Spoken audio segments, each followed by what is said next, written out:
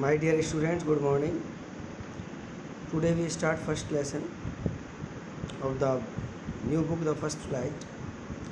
First lesson number 1, A Letter to God. इस lesson में बेटा एक गरीब परिवार का किसान होता है जिसका नाम है लेंचो, जो ईश्वर के लिए संकट में एक पत्र लिखता है। उसका क्या आंसर मिलता है और उसके ऊपर कौन सा संकट आता है, इस लेसन में हम पढ़ेंगे। The house the only one in the entire valley, एकमात्र घर जो इस संपूर्ण घाटी में था। Set on the crest of a low hill, जो एक छोटी पहाड़ी पर था और छोटी पहाड़ी की चोटी पर था एक छोटा सा घर, एकमात्र घर। फ्रॉम दिस हाइट, इस ऊंचाई से वन कुड सी, कोई भी देख सकता था, द रिवर, नदी, एंड द फील्ड, और वो खेत, ऑफ राइप कॉर्न, जो पके हुए अनाज का था, डोटेड विद फ्लावर्स, जो फूल जो थे वो डॉट माने बिंदु की तरह वहाँ नज़र आते थे। Ripe corn डोटेड with the flowers, फूलों के साथ जो पका हुआ अनाज था वो वहाँ पहाड़ी के ऊपर से बिंदु की तरह नज़र आता। दैट ऑलवेज प्रोमिस्ड, और वो खेत हमेशा ये वादा करता, एक गुड हार्वेस्ट, एक अच्छी फसल का वादा करता। द ओनली थिंग, एकमात्र चीज़, द अर्थ नीडेड, जिसको पृथ्वी की आवश्यकता थी, वाज ए डाउनपोर, एक वर्षा, और एटलीस्ट ए शावर, एक बौछार। थ्रू आउट द मॉर्निंग, सुबह से, लेंचो हु न्यू, जो जानता था, हिज फील्ड्स, अपने खेत को, इंटीमेटली, अंतरंग रूप से, हैड डन, वो कर चुका था, नथिंग, कुछ नहीं, एल्स, नथिंग एल्स, इसके अलावा कुछ नहीं किया उसने, but see the sky towards the north east, मतलब सुबह से उसने कुछ नहीं किया, केवल आज उत्तर पूर्व की दिशा की ओर उसने आसमान को देखा। आप समझ सकते हैं, उत्तर पूर्व आसमान की ओर देखने का मतलब है वो वर्षा की ओर लिए देख रहा था। नाउ, अब, we are really going to get some water women, उसने अपनी और महिला से कहा कि अब हमें कुछ अवश्य ही पानी प्राप्त होने जा रहा है। द वुमेन, वह महिला, हु वाज प्रिपेयरिंग सपर, जो रात्रि का भोजन बना रही थी, रिप्लाइड, उसने उत्तर दिया, यस, हाँ, गॉड विलिंग, ईश्वर की इच्छा है। द ओल्डर बॉय, जो बड़े लड़का थे, were working in the field, वे खेत में काम कर रहे थे, वाइल, जबकि द स्मॉलर वंस, जो छोटे थे, were playing near the house, वे घर के निकट खेल रहे थे।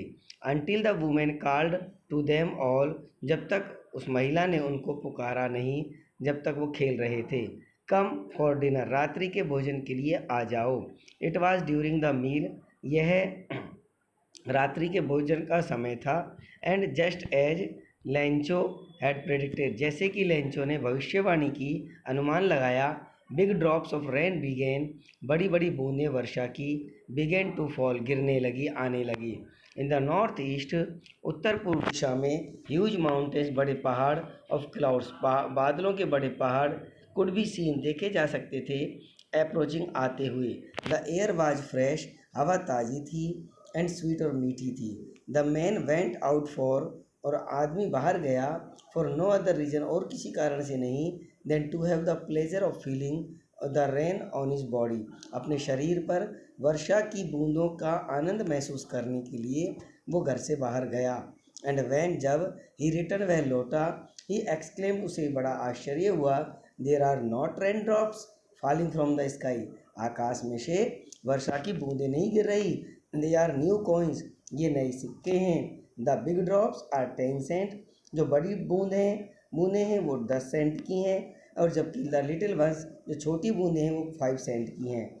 विद ए सेटिस्फाइड एक्सप्रेशन, एक संतुष्टि पूर्ण हाव भाव के साथ, ही रिगार्डेड, उसने, वह माना जाता था, the field of ripe corn with its flower, वह अपने खेत, जो पका हुआ अनाज, फूलों के साथ पके हुए अनाज का जो खेत था, वह ड्रेप्ड, उसको घेर लिया, ढक लिया, इन ए कर्टेन ऑफ रेन, वर्षा ने घेर लिया, यानी कि चारों तरफ वर्षा ही वर्षा हो रही थी। बट लेकिन सडनली अचानक ए स्ट्रॉन्ग विंड एक मजबूत एक तेज हवा बिगेन टू ब्लो बहने लगी and along with the rain और वर्षा के साथ वेरी लार्ज हेलस्टोन्स बहुत बड़े जो ओला थी ओले वृष्टि थी या ओले थे बिगेन टू फॉलो गिरने लगे। दीज ये ट्रूली वास्तव में डिड रिजेंबल इसकी शक्ल मिलती थी न्यू सिल्वर कॉइन्स नए चांदी के सिक्कों से इसकी शक्ल मिलती थी। द बॉयज वो लड़के exposing themselves to the rain जो वर्षा के सामने स्वयं को प्रकट कर रहे थे।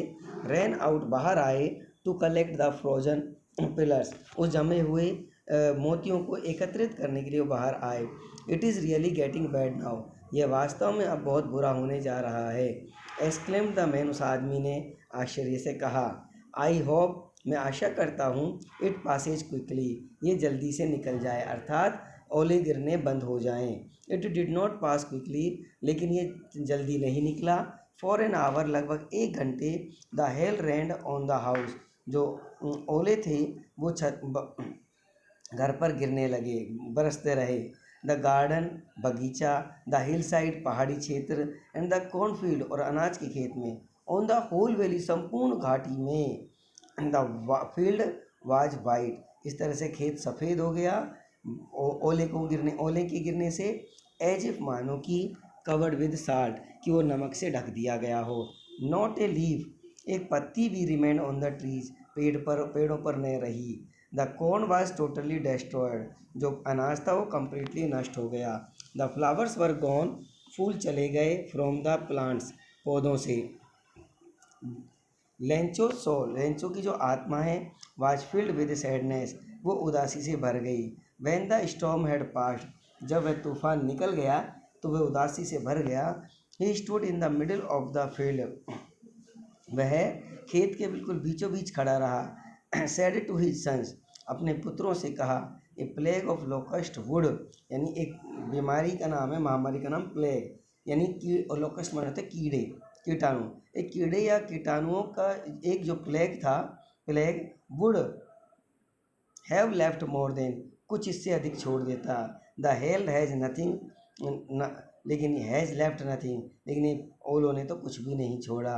दिस ईयर इस वर्ष we will have no corn हमारे पास कोई अनाज नहीं होगा। दैट नाइट उस रात्रि को वह रात वाज ए सोरोफुल वन एक आश्चर्यजनक दुखद रात थी।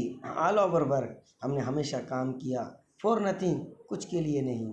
देयर इज़ नो वन कोई भी नहीं है हु कैन हेल्प अस जो हमारी मदद कर सके। We will all go hungry this year हम सब आज इस वर्ष भूखे मर जाएंगे। बट लेकिन in the hearts of all लेकिन सबके हृदय में हु लिव्ड जो रहता था इन दैट सोलिटरी हाउस इस एक घर में अकेले घर में in the middle of the valley इस घाटी के बीचों बीच एक घर अकेले घर में जो जिसके हृदय सब घाटी के मध्य में जो एकांत में घर बसा हुआ है जो उसमें रहते थे उनके हृदय में जो बसा हुआ था।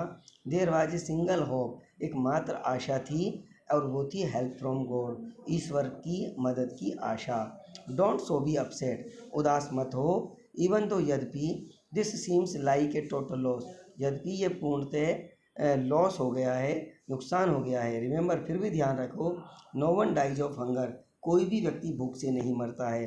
दैट इज़ वाट यही कारण है दे से ये लोग कहते हैं no one dies of hunger कोई भी व्यक्ति भूख से नहीं मरता है। ऑल थ्रू द नाइट पूरी रात्रि लेंचो ने सोचा only of is one of केवल एक मात्र आशा के बारे में। द हेल्प ऑफ गॉड वो थी ईश्वर की मदद। हुज आई जिसकी आँखें as he had been instructed जैसा उसको आदेश मिला निर्देश मिला। सी एवरीथिंग प्रत्येक चीज़ देखती हैं। Even what is see deep in one's conscience कि वह प्रत्येक के अंतर मन यानी अंतर आत्मा तक देख लेता है। कौन? ईश्वर। Lencho was an ox of a man Lencho एक आदमी के रूप में बैल था। Working like an animal in the fields खेत में वह जानवर की तरह काम करता था। बट लेकिन स्टिल अभी भी ही न्यू वह जानता था हाउ टू राइट कैसे लिखना है। द फॉलोइंग संडे आने वाले रविवार को एट डे ब्रेक सुबह सुबह ही बेगेन टू राइट वह लिखने लगा ए लेटर एक पत्र which he himself would carry to town जिसे वह स्वयं कस्बे में ले जाएगा and place in the mail और डाक में डाल देगा। इट वॉज नथिंग, ये कुछ नहीं था, less than a letter to God, ईश्वर के लिए लिखा हुआ एक पत्र से ज़्यादा यह कुछ नहीं था। आज के लिए बच्चों इतना ही। इसके आगे हम कल लाइव क्लास में पढ़ेंगे। इसको आप अच्छे से पढ़ लें और किसी प्रकार की आपको प्रॉब्लम आए तो आप कल लाइव क्लास में इसमें पूछ सकते हैं। तो ए लेटर टू गॉड से हम आगे पढ़ेंगे। तब तक के लिए धन्यवाद।